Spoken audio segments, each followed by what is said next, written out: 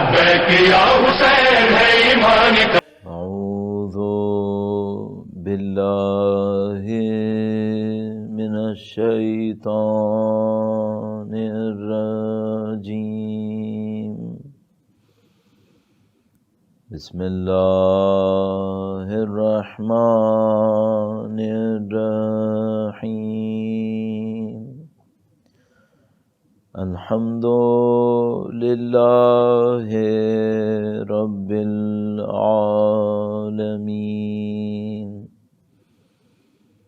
والصلاة والسلام علی سید الانبیاء والمرسلین حبیب الہ العالمین ابی القاسم محمد. اللہم صلی علی محمد آل محمد وعجل فرجهم وعلى آلہ الطیبین الطاہرین سیما بقیت اللہ فی الارضین. قال اللہ تعالی فی کتابہ الکریم بسم اللہ الرحمن الرحیم. ہم حسبتا ان اصحاب الکہف والرقیم كانوا من آیاتنا عجبا. درود بھیجے گا محمد و آل محمد پر. اللہم صلی علی محمد و آل محمد وعجل فرجهم. خدا متعال کا انتہائی لطف و کرم، انتہائی احسان ہے. اس نے ہمیں اپنی بے پناہ نعمتوں سے نوازا ہے، عقل اور شعور کی نعمت سے نوازا ہے، ارادے اور اختیار کی نعمت نصیب کی ہے. خدا تعالی نے اپنی ہدایت سے نوازا ہے. اربوں انسانوں کے اندر 7 بلین ہیومن بینگ اس وقت ہیں پلانٹ کے اوپر. کچھ لوگوں کو خدا تعالی نے یہ سعادت دی ہے کہ وہ سید الشہداء کے غم کو اپنے دل میں احساس کریں. خدا تعالی نے نعمت آپ کو اور ہمیں نصیب فرمائی. اللہ کی دی ہوئی ان تمام نعمتوں کا شکر بجا لانے کے لیے خاندان اہل بیت اطہار علیہ السلام کی خدمت میں مزید کچھ کرنے کی سعادت حاصل کرنے کے لیے امام کی تشریف آوری میں تعجیل کی دعا کے لیے انشاءاللہ خدا ان کی نصرت اور ان کی نصرت کی راہ میں شہادت نصیب فرمائے. تمام توفیقات کے حصول کے لیے درود بھیجیں محمد و آل محمد پر. اللہم صلی علی محمد آل محمد وعجل فرجهم. پروردگار عالم کی اوصاف صفتیں جن کو اسماء حسنہ تعبیر کیا جاتا ہے، ان اسماء حسنہ کو پہچاننا انسان کے کمالوں میں سے ایک کمال ہے. اللہ کی معرفت کسے کہتے ہیں؟ اللہ کی معرفت یہ ہے کہ ظاہر ہے کہ ہم ذات خدا کو تو نہیں پہچان سکتے، ذات خدا کو سمجھنا ناممکن ہے.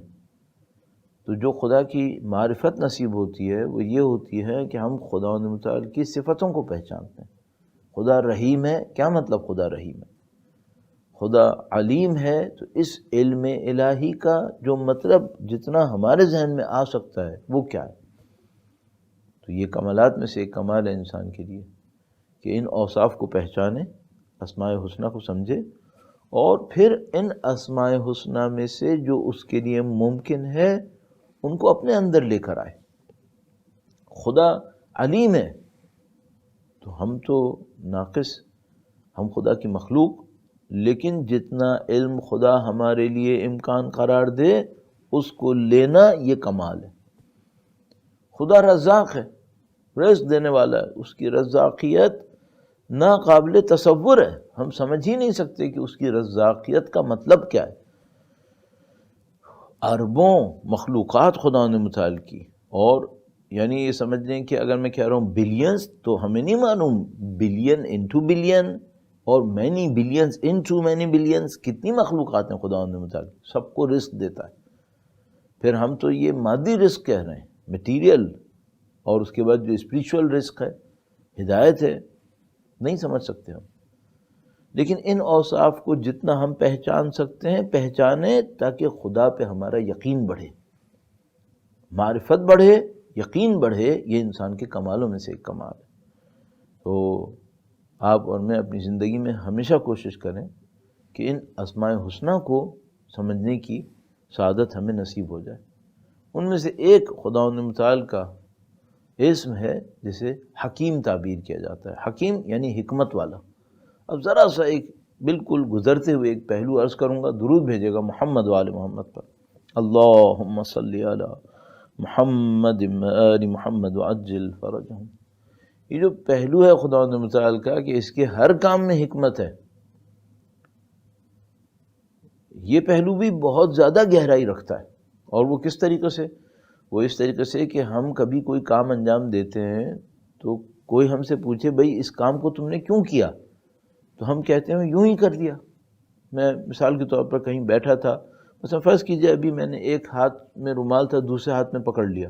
کوئی مجھ سے پوچھے اس کی کیا لاجک تھی، تو میں کچھ نہیں کہہ سکتا کہ کیا لاجک تھی. ہاں ممکن ہے کہ میرے ذہن کے اندر ہاتھ تھک گیا ہو، میں نے دوسرے ہاتھ میں پکڑ لیا ہو، لاجک یہ ہو، لیکن میں کہہ نہیں سکتا. خدا کے کام میں کیا ہے؟ ایک ذرہ بھی اگر کوئی ہلے گا اللہ کی مخلوقات میں سے، اور اللہ کی مخلوقات کتنی ہے؟ بلینز آف لائٹ ایئرس تک پلانٹ اور سٹارز ہیں. ان میں کون رہ رہا ہے، کیا ہو رہا ہے، ہمیں نہیں معلوم. ابھی کوئی بھی مخلوق کچھ بھی کرے گی، اس کی کوئی وجہ ہے، کوئی حکمت ہے. بعض اوقات کتنے سال لگتے ہیں اس حکمت کو سمجھنے میں؟ ملینز آف ایئرز لگتے ہیں بعض اوقات کسی چیز کی حکمت کو سمجھنے میں کہ خدا نے کیا کیوں تھا. مثلا پچھلی صدی میں دنیا میں کمرشل لیول پر آئل نکلنا شروع ہو گیا مڈل ایسٹ میں. اتنی تبدیلیاں اس بات سے آئیں کہ دنیا یہ عربوں کے پاس آئل نکلا. تو جو مثال کے طور پر کہتے ہیں کہ سب سے پہلا کنواں آئل ویل کھودا گیا، وہ ایران کے ایک شہر کے اندر تھا. 1909 کے اندر وہ سب سے پہلے ایکسپلور ہونا شروع ہوا. تو آج سے 100 سال پہلے، مثلا 110 سال پہلے ایک جگہ پہ تیل نکلا. اس سے کیا تبدیلیاں آئیں؟ فرسٹ ورلڈ وار کا نقشہ بدلا، سیکنڈ ورلڈ وار بدل گئی. ابھی تک وہ پیٹرو ڈالر اپنا کام غلط صحیح کر رہا ہے. اچھا یہ تیل کب بنا تھا؟ Millions of years back. کوئی پریشر تھا جو ڈیولپ ہوا تھا، فوزلز تھے وہ جمع ہوئے تھے. اس پریشر میں ملینز آف ایئرز میں یہ آئل بنا تھا جس نے پچھلی صدی میں ایکسپلور ہونا شروع کیا، اور 100 سال کے اندر پتہ نہیں کیسے کیا ہو گیا. یہ خدا کا نظام ہے، یہ خدا کا نظام. ایک کام کرتا ہے، جلدی نہیں ہے خدا کو. کیوں جلدی نہیں ہے؟ جلدی وہ کرے جس کو وقت نکلنے کا ڈر ہوتا ہے. خدا کو کوئی جلدی نہیں ہوتی. تو ہم اور آپ ہیں جس کو جلدی ہوتی ہے.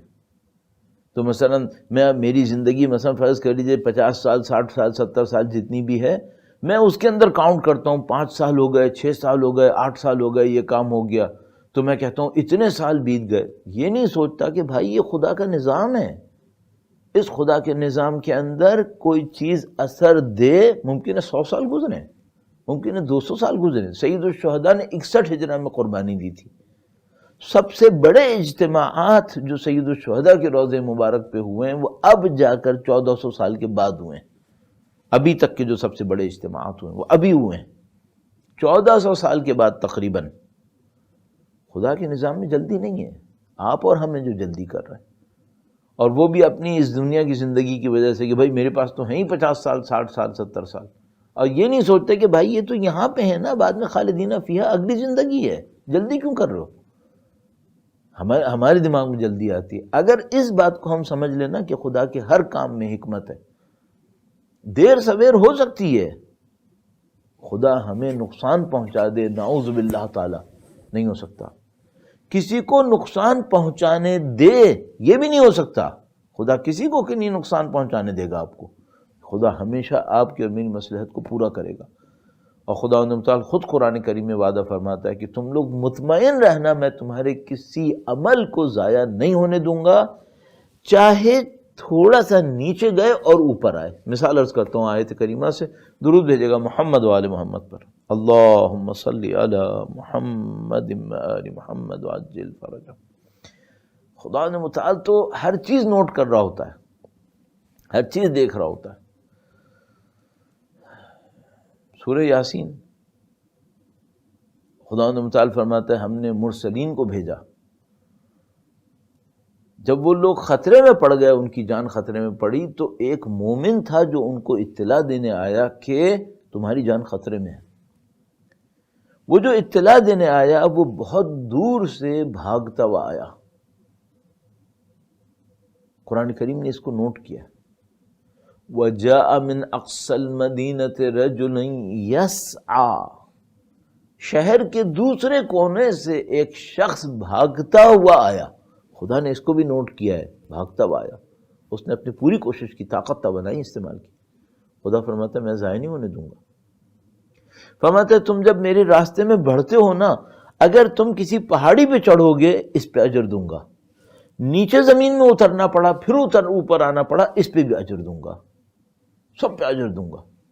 تو آپ آج عزاداری سید الشہداء منا رہے، ممکن ہے آپ اپنے گھر میں بیٹھے ہوں، ممکن ہے آپ کسی اور جگہ پر ہوں، ممکن ہے کسی سختی میں ہوں، جتنا کچھ بھی آپ سید الشہداء کی خاطر کر رہے ہیں، ایک ایک پوائنٹ کو خدا متعال نوٹ کر رہا ہے، اور ان تمام کے اوپر اجر، ان تمام کے اوپر ثواب۔ یہ جو میں نے آپ کی خدمت میں مقدمتاً یہ بات عرض کی، اس کو اپنے ٹاپک سے نزدیک لاتا ہوں، آزمائش اور آسائش سیرت اہل بیت اطہار علیہ السلام کی روشنی میں۔ درود بھیجے گا محمد و آل محمد پر، اللہم صلی علی محمد و آل محمد وعجل فرجہ۔ اگر میرے اوپر کوئی مشکل آئی اور یقیناً آئے گی، وَلَنَبْلُوَنَّكُمْ بِشَيْءٍ مِّنَ الْخَوْفِ وَالْجُوعِ، آیے کریمہ، اگر میرے اوپر کوئی مشکل آئی، کیا یہ ہو سکتا ہے کہ میں کچھ جھیلوں اور یہ ضائع ہو جائے؟ نہیں، کبھی نہیں ہونے والا۔ اس کا مطلب کیا ہے؟ مجھے خدا پہ اعتماد کرنا چاہیے، خدا پہ یقین رکھنا چاہیے۔ مشکل کا کردار ہماری زندگی کے اندر اہم ترین کرداروں میں سے کردار کیا کیا ہے، جس کو سوچ کر تھوڑا سا انسان اپنے آپ کو مطمئن کر لے۔ تو میں گنوانے کی اگر میں کوشش کروں، مشکل کا پہلا کردار جو مجھے سمجھ میں آتا ہے، خدا کی یاد دلائے۔ قرآن کریم میں بیان ہوتا ہے کہ ہم بعض قوموں کے اوپر مشکل ڈالتے ہیں، لعلہم یتضرعون، شاید یہ ہمارے سامنے گڑ گڑائیں، شاید یہ ہمارے سامنے آئیں واپس۔ تو خدا متعال مشکل بھیجتا ہے تو کیوں بھیجتا ہے؟ اس لیے کہ تم خدا سے رجوع کرو۔ خدا متعال سے گفتگو کیوں نہیں کرتے؟ خدا کو بہت پسند ہے، یہ بہت پسند ہے۔ یعنی ہمارے پاس روایت موجود ہے کہ بعض اوقات کسی مومن کے اوپر مشکل آتی ہے، وہ خدا کے حضور گڑ گڑاتا ہے، خدا سے دعا کرتا ہے، خدایا اس مشکل کو برطرف کر دے۔ وہ خدا اپنے فرشتوں سے کہتا ہے مشکل برطرف مت کرو۔ تو فرشتے چاہتے ہیں کہ مشکل برطرف کریں، سمبولک بیان ہے، چاہتے ہیں کہ برطرف کریں، لیکن خدا کہتا ہے مت برطرف کرو۔ اور حکمت کیا ہے؟ کہتا ہے یہ جو مشکل برطرف کروں گا تو اس کے اوپر یہ اپنی زندگی میں مشغول ہوگا، اور یہ جو ابھی مجھ سے مناجات کر رہا ہے اس کو کمالات مل رہا ہے، اس کو کمالات لینے دو۔ بعض اوقات خدا چاہتا ہے کہ ہم لوگ اپنی مادی زندگی سے نکل کر اس ہدف پہ توجہ دیں جس کے لیے خدا نے خلق کیا ہے۔ مشکل بھیجتا ہے، مشکل بھیجتا ہے، اور یہ خدا متعال کی طرف سے مشکل بھیجنے کا میں سمجھتا ہوں سب سے اہم فائدہ ہے کہ انسان اپنی مادی زندگی سے نکلے، خدا کو دیکھے، اس کی طرف دیکھے۔ انا للہ و انا الیہ راجعون کہنے والا کیوں خدا کو نہیں دیکھتا؟ بڑی عجیب ایک حدیث قدسی ہے، حدیث قدسی بہت عجیب ہے۔ حضرت موسیٰ علیہ السلام سے خطاب ہوا اور خدا متعال نے کہا کہ اے موسیٰ، وہ شخص جھوٹ بولتا ہے جو کہتا ہے مجھے چاہتا ہے، اور جب تنہائی ملتی ہے اس کو رات کو تو سو جاتا ہے اور مجھ سے کبھی کلام نہیں کرتا۔ جب یہ رات کو تنہا ہوتا ہے جب اس کو اکیلا پن ملتا ہے مجھ سے کلام کیوں نہیں کرتا؟ اگر مومن ہے، اللہ کا چاہنے والا ہے، تو خدا سے گفتگو کرے، تو خدا کسی کو مشکل میں ڈالتا ہے تاکہ یہ مجھے یاد کرے۔ اور اب میں نے عرض کیا ہمیں تو نہیں معلوم کہ اس کنیکشن سے ہمیں کیا مل رہا ہوتا ہے، یہ تو جب اس موت کے بعد پردے اٹھیں یا خدا ہمیں معنوی طور پر اسپریچولی اتنا ڈیولپ کر دے تو ہمیں پتہ چلے۔ تو یہ ایک فائدہ ہے۔ درود بھیجے گا محمد و آل محمد پر، اللہم صلی علی محمد آل محمد وعجل فرجہم۔ خدا متعال چاہتا ہے کہ انسان اللہ پہ توجہ دے۔ ایک اور پوائنٹ ہے، بہت اچھا نفیس پوائنٹ۔ جب انسان کسی مشکل میں پھنستا ہے، اور فرض کر لیجئے کہ ایسی مشکل میں پھنسا کہ ساری طرف سے دروازے بند ہو گئے، اس نے خدا کو پکارا اور خدا نے اس کے لیے کوئی آسانی فراہم کر دی۔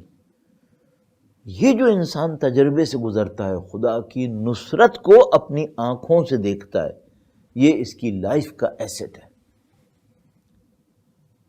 اور میں دین کا طالب علم ہونے کے ناطے آپ سے درخواست کروں گا، آپ اپنی زندگی میں اللہ کی طرف سے آنے والی ایسی نصرتوں کو ریکارڈ کر کے رکھیں اپنی لائف میں، کہ ہاں یہ جو میں نے دیکھا یہ خدا کی طرف سے عجیب دیکھا۔ دوسروں سے بھی سنیں تب بھی اس کو بھی سوچ لیں، کیوں؟ آپ کا یقین بڑھے گا۔ اور اسی طرح میں ایک کام کرتا ہوں کبھی کبھی، اور وہ یہ ہے کہ میں بعض عبادتوں کو دیکھتا ہوں کہ اثر کیسا ہے۔ البتہ شاید نہیں کرنا چاہیے بعض جگہوں کے اوپر، لیکن بہرحال میں کوشش کرتا ہوں۔ مثلا اگر آیت اللہ العظمیٰ مرحوم بہجت علی اللہ مقامہ ارشاد فرماتے تھے کہ مشکلات میں پھنسو، کوئی ایسا کام ہو جو ممکن ہو لیکن مشکل ہوئی بھی ہے۔ بعض چیزیں ناممکن ہیں، میں خدا سے کہوں خدا کسی پہ ظلم کرے، کیوں کرے بھائی؟ لاکھوں دعائیں مانگو نہیں ہوگی۔ یا مثلا میں کوئی ناممکن کام مانگ لوں خدا سے، ظاہر ہے کہ وہ نہیں ہونے والا، لیکن مثلا کوئی ایسی چیز جو ممکن ہے، تو آیت اللہ فرماتے تھے اگر کام ممکن ہوا تو ہو جائے گا، اور نہیں ہوا تو خدا کوئی ایسی چیز دے گا جو تم سوچ بھی نہیں سکتے۔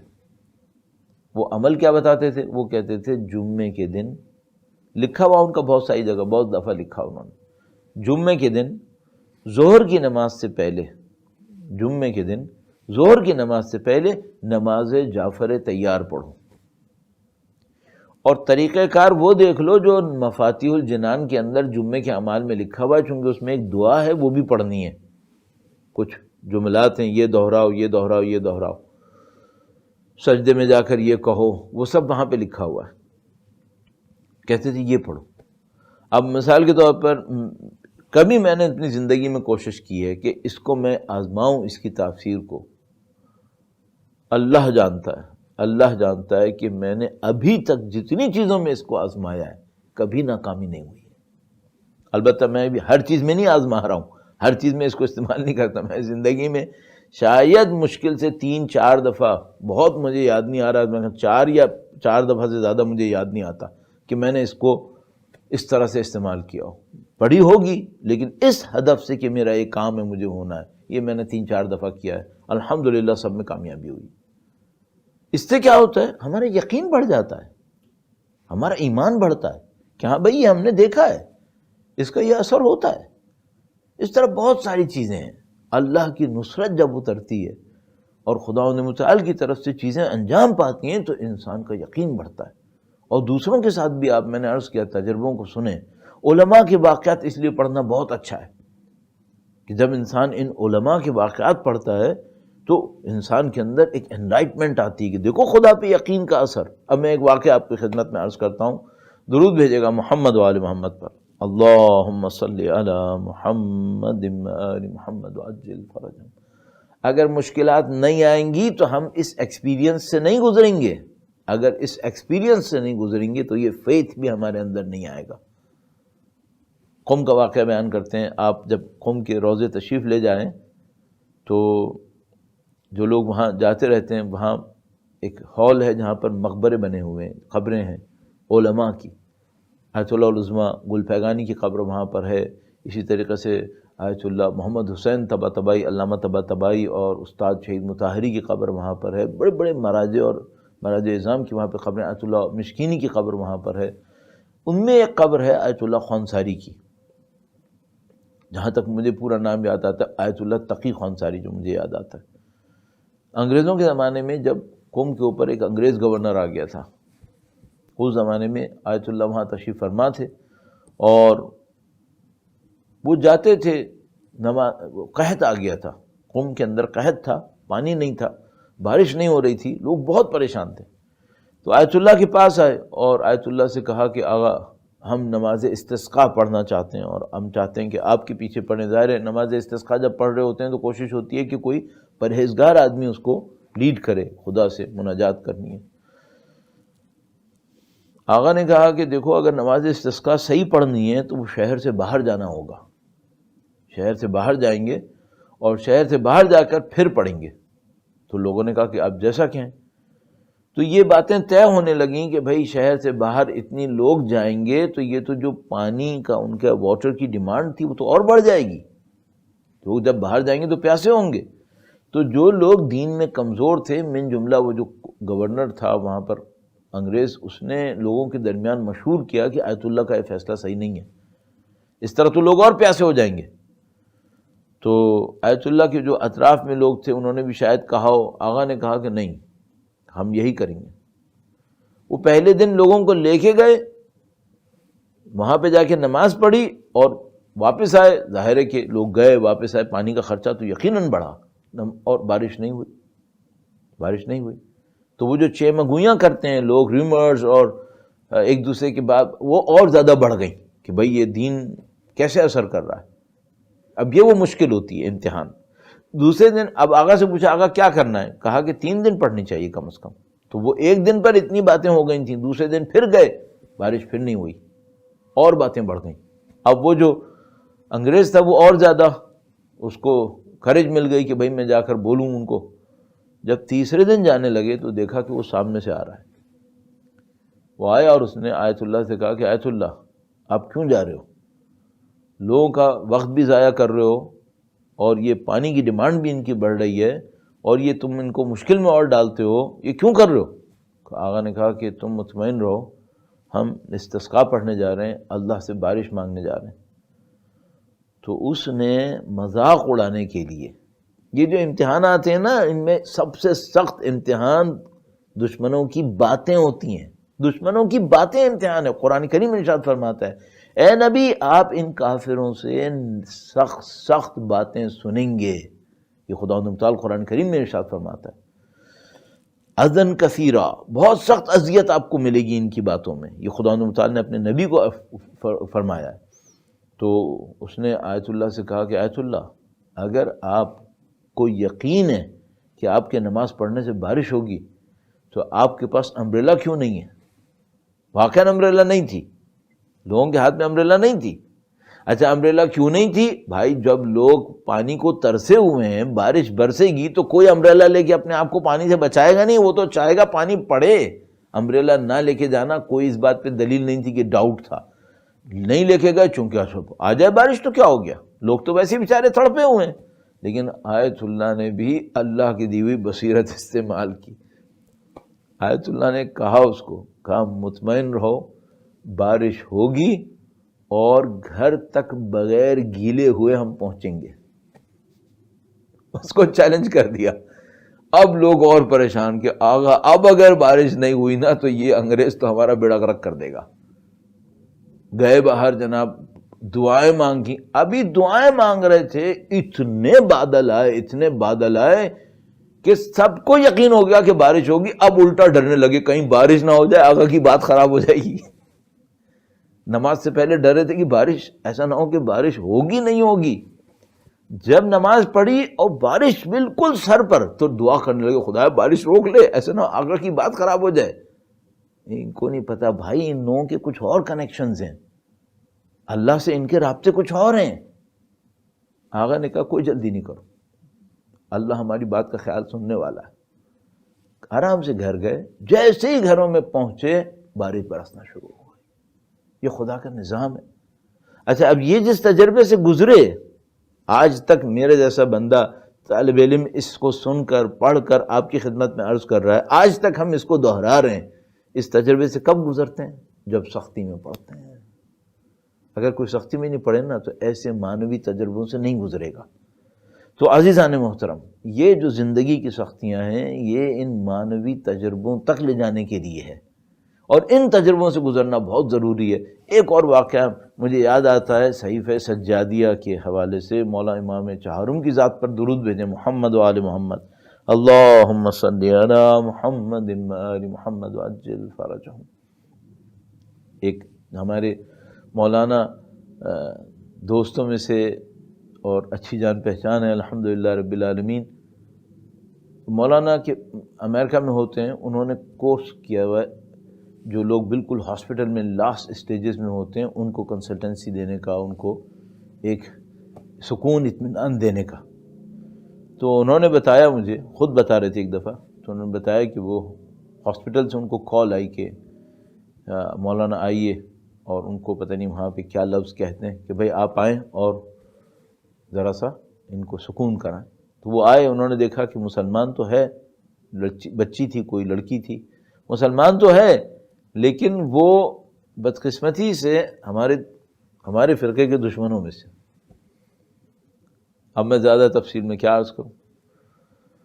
تو وہ گئے اس کے پاس، اور اچھا مولانا امامہ پہنے ہوئے ابا قبا میں. تو انہوں نے فیل کیا کہ مجھے پہلے اس کو بتا دینا چاہیے، ورنہ ایسا نہ ہو کہ یہ اور ناراض ہو کہ بھئی تم کیوں آئے. تو وہ گئے اور اس کے پاس اس کو بتا دیا کہ دیکھو مجھے نہیں پتا تھا کہ تم کون ہو، لیکن میرا اندازہ یہ ہے کہ تم فلاں ہو اور میں ایسا ہوں. تو اب اگر تم چاہو تو میں تمہارے لیے دعا پڑھوں، اور اگر نہیں چاہتی تو پھر معاملہ ختم. اس نے کہا نہیں، مجھے کوئی ایشو نہیں ہے، آپ دعا پڑھیں. کینسر کے آخری سٹیجز میں تھی بچی، اور مینجمنٹ ہاسپٹل کی یہ کہہ رہی تھی کہ اب اس میں کوئی ہمت نہیں ہے، سرنڈر کر چکی ہے، مرنے کے لیے بالکل ختم ہو گئی ہے، نہ زندگی کی کوئی چارم بچا ہے، نہ کوئی ہوپ ہے، نہ کچھ ہے، بالکل ختم. آگے گئے، ان سے بات کی. اس کے بعد اس سے تھوڑی دیر سکون کے لیے کچھ دعائیں باتیں کی اس سے اللہ کے بارے میں، اور مختلف طریقوں سے تھوڑا سا وہ ریلیکسڈ ہوئی. تو انہوں نے اپنے ایس او پیز کے تحت اس سے پوچھا کہ اگر آپ پسند کرو تو میں کیا کوئی دعا پڑھوں آپ کے لیے. اس نے کہا ہاں پڑھیں. تو انہوں نے بتایا کہ یہ میں جو دعا پڑھوں گا یہ اس طرح مولا چوتھے امام کی دعاؤں کا کلیکشن ہے، اس میں سے پڑھوں گا، تو آپ الاؤ کر رہی؟ اس نے الاؤ کیا. آقا نے صحیفہ سے وہ دعا پڑھ دی. خود بتا رہے تھے، کہنے لگے کہ جب میں ہاسپٹل سے نکلنے لگا تو جو ہیڈ نرس تھی وہ میرے پاس آئی، اور اس نے کہا کہ فادر آپ نے لگتا ہے جیسے اس کو دوبارہ زندگی دیتی ہے، یہ دوبارہ زندہ ہو گئی ہے. ہم اس کو صبح تک جو انسان دیکھ رہے تھے اب یہ ڈیفرنٹ انسان ہے. یہ دعا بڑی عجیب ہے. اگر انسان زندگی میں ان دعاؤں کے تجربے کر لے پتہ نہیں کہاں سے کہاں پہنچ جائے.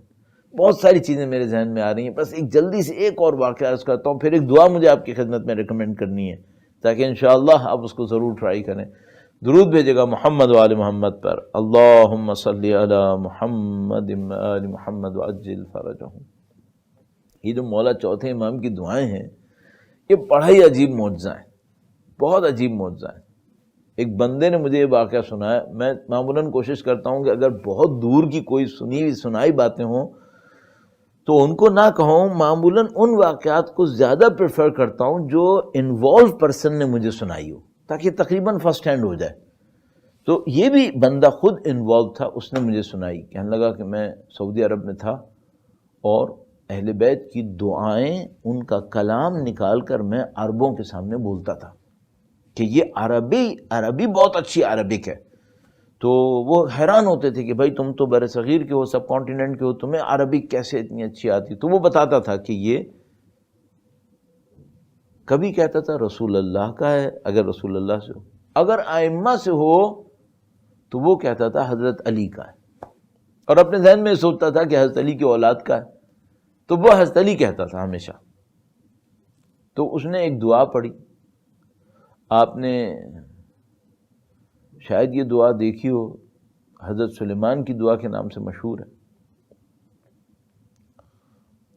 تو دعا پڑھی اس نے، لوگ بہت متاثر ہوئے، اور متاثر ہونے کے بعد انہوں نے کہا کہ بھائی یہ دعا ہمیں سکھاؤ. وہاں پہ کوئی ایجپشین تھا, اس نے کہا مجھے دعا سکھاؤ, مجھے دعا بہت اچھی لگی, دعا بتا دی اسے. دعا لے کے وہ گیا اور ایک دو دن کے بعد دوبارہ ملا اور کہنے لگا کہ فلانی یہ دعا کس کی ہے؟ انہوں نے کہا کہ حضرت علی کی, عادت کے مطابق ہم. تو اس نے کہا کہ نہیں, سب کے سامنے کہا کہ نہیں تم جھوٹ بول رہے ہو, حضرت علی کی نہیں ہے. کہنے کہ میں بہت گھبرا گیا کہ کہیں ایسا نہ ہو کہ یہ کچھ اور کر دے, سعودی عرب ہے وہاں تو مسائل ہی مسائل. تو انہوں نے اس کو خاموشی کا اشارہ کیا کہ بھائی ادھر تو مت کرو, میں تمہارے پاس بعد میں آؤں گا, بات کروں گا. خیر بعد میں گئے اس کے پاس, اس سے کہا کہ تم نے اس طرح سے کر دیا, سارے لوگ مجھے دیکھنے لگے تھے. کہنے لگا کہ تم نے مجھ سے جھوٹ کیوں بولا؟ کہنے لگا تمہیں کیا پتا کہ یہ کس کی ہے؟ کہنے لگا کہ یہ تم نے کہا تھا حضرت علی کی ہے. اچھا, انہوں نے اپنے ذہن میں سوچا تھا کہ بالآخر چوتھے امام کا نام بھی علی ہے. انہوں نے کہا ہاں. کہنے لگا تم پھر جھوٹ بول رہے ہو, یہ حضرت علی کی نہیں. تو انہوں نے کہا تمہیں کیسے یقین ہے؟ تو کہنے لگا کہ میں یہ دعا بہت زیادہ پڑھ رہا تھا, پھر میں نے خواب میں دیکھا کہ میں کسی راستے پہ بیٹھا ہوں اور یہ دعا پڑھ رہا ہوں, اور سامنے سے دو سوار تشریف لائیں, دونوں نے اپنے چہرے کے اوپر نقاب لگائی ہوئی ہے. تو ان میں سے ایک میرے نزدیک آتے ہیں اور مجھ سے پوچھتے ہیں یہ دعا کس کی ہے؟ تو کہنے لگا تم نے مجھے بتایا تھا حضرت علی کی. میں نے کہا کہ حضرت علی کی ہے. تو جو آئے میرے سامنے انہوں نے کہا کہ یہ علی میرے جد امجد ہیں, دعا میری ہے. تو اس نے کہا آپ کون ہیں؟ تو انہوں نے اپنا نام بتایا کہ میں سید سجاد.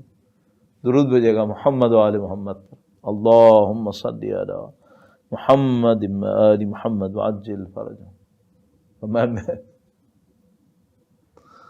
میں ان کا پوتا ہوں.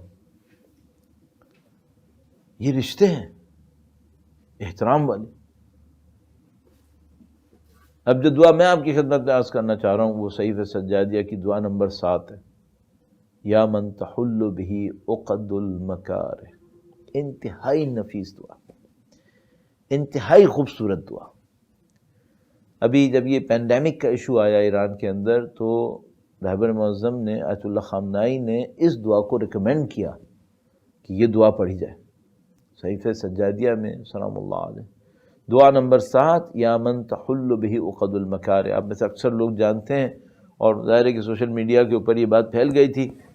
اس میں جو خوبصورت جملات ہیں ان کو دیکھیے. اذقنی حلاوت الصنع فیما سألتک. اے خدایا تو اپنی خلقت کا مزہ مجھے چکھا اس معاملے میں جو میں نے تجھ سے کیا ہے.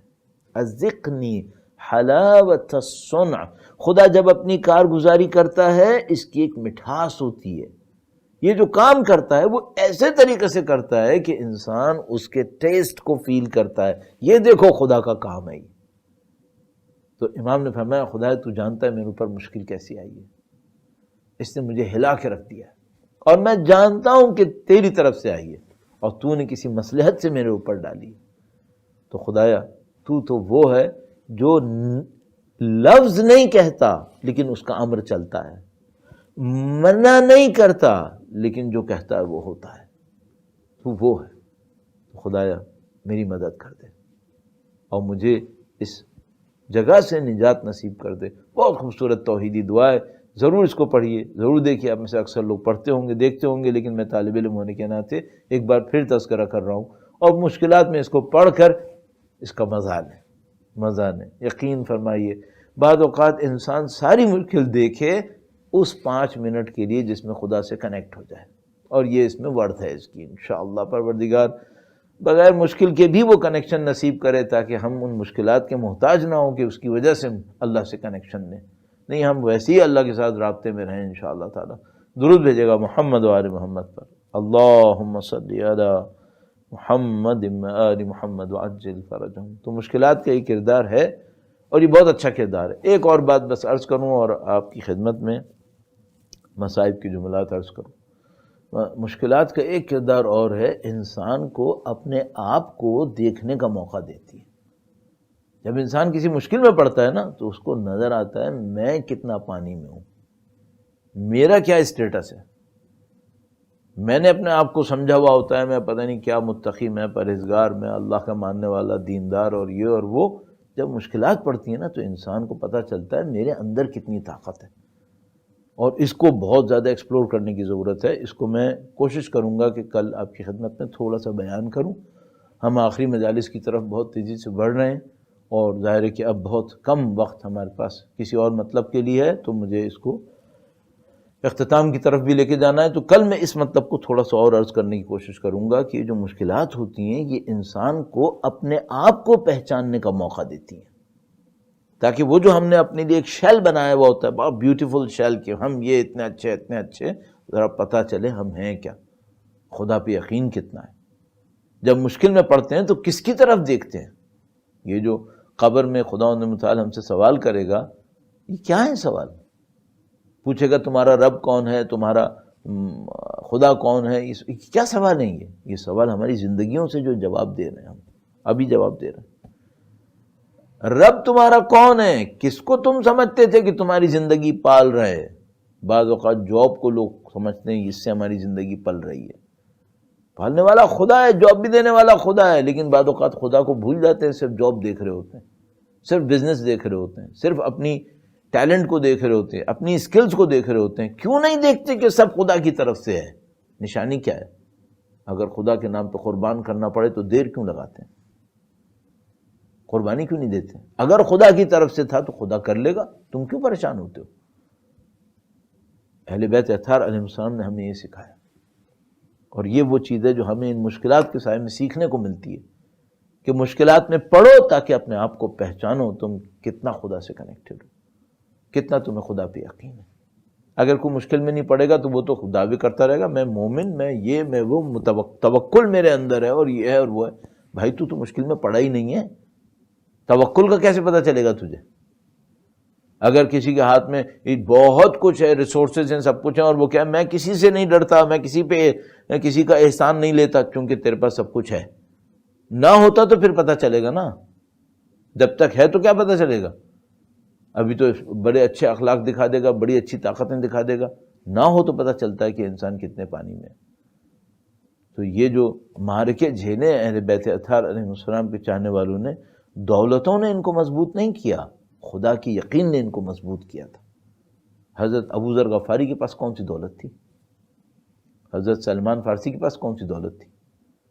اور سب سے بڑھ کر خود اہل بیت اطہار علیہ السلام تنہا ترین لمحات میں اگر خدا پہ یقین کر رہے تھے، سخت ترین لمحات میں خداوند متعال کو یاد کر رہے تھے، اور سخت ترین موقعوں پر دشمن کے سامنے خدا کے دیے ہوئے اعتماد سے طاقت کے ساتھ کھڑے تھے. تو یہ وہ مثالیں ہیں جو ہمارے سامنے آئی ہیں، اور یہ کربلا ہے. کربلا کی عظمت اسی میں ہے کہ جب سارے بند ٹوٹ گئے، سارے بھروسے ختم ہو گئے، اور اہل بیت اطہار علیہ السلام، ان کا خاندان مقدس، ان کے ماننے والے خدا پہ دی ہوئی طاقت سے خدا پر انحصار کرتے ہوئے میدان میں کھڑے تھے، قربانیاں دے رہے تھے، ایسی ایسی قربانیاں جس کو ہماری طاقت سے بہت باہر ہے کہ ہم سمجھ پائیں کہ کیا ہوا اور کیا گزرا.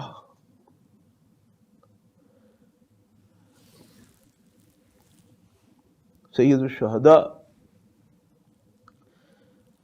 الشہداء کے قلب مبارک میں کیا گزر رہی تھی،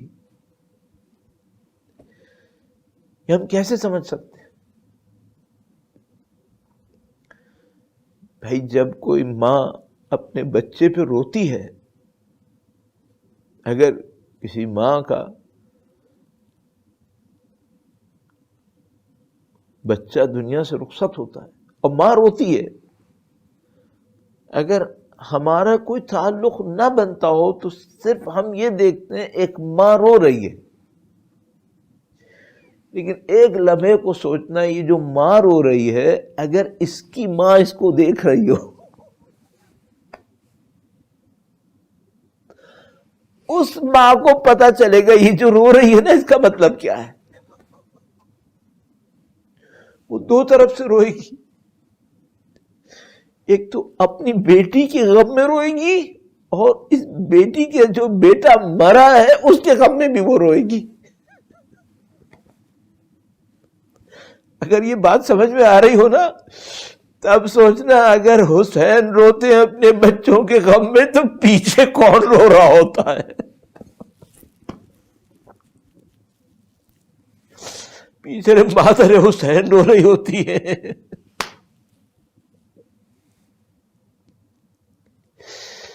سید الشہداء کے لیے سخت لمحہ تھا جب حضرت علی اکبر الوداع کہنے کے لیے آئے.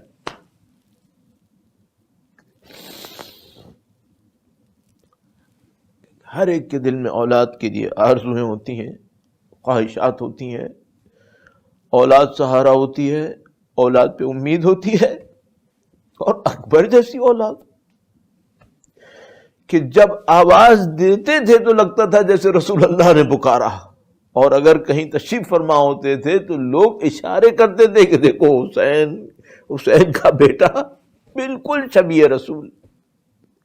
رسول اللہ کی زیارت کے لیے ارادے سے جو آتے تھے، مدینے آتے تھے، تو ان کو لوگ بتاتے تھے تم مدینے تو آ گئے نا، رسول اللہ یہاں نہیں ہے، اگر تمہیں رسول خدا کو دیکھنا ہے جا کے حسین کے بیٹے کو دیکھ لو. ایسے ہی تھے رسول خدا. اور اس خاطر سید الشہداء نے صبح عاشور علی اکبر سے کہا کہ بیٹا تم اذان دو. آج تک آپ کے اور ہمارے ہاں یہ رسم موجود ہے کہ صبح عاشور فجر کی اذان پر لوگ گریا کرتے ہیں. کیوں گریا کرتے ہیں؟ یاد ہے اس اذان علی اکبر کی کہ جب صبح عاشور امام حسین کے حکم پر علی اکبر نے کھڑے ہو کر اذان دی اور سارے خیموں کے اندر گریا ہوا. رسول خدا کی یاد تازہ ہو گئی. سید الشہداء کے سامنے یہ علی اکبر کھڑے ہیں اور جانے کا ارادہ کر رہے ہیں.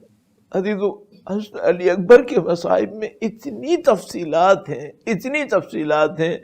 میں جیسا بندہ عاجز ہے، ہمیں اچھا مصائب پڑھنا بھی نہیں آتا ہے، لیکن کوشش کرتے ہیں کہ امام کے قلب مقدس کے اوپر اس وقت جو کیفیت طاری تھی علی اکبر کی روانگی کے وقت کسی قرینے سے سمجھنے کی کوشش کریں. تو عزیزو، بڑا خوبصورت وہ کلام ہے جو پاکستان میں بہت مشہور ہے اردو زبان کے اندر، تقدم ولادی. تقدم ولادی یعنی میرے بیٹے تم آگے بڑھو. تو اس میں بڑا خوبصورت ایک بیان کرتے ہیں، کہتے ہیں کہ بھیجتا عابد کو میں تم سے پہلے، مگر عابد تو ہیں بیمار، تقدم ولادی.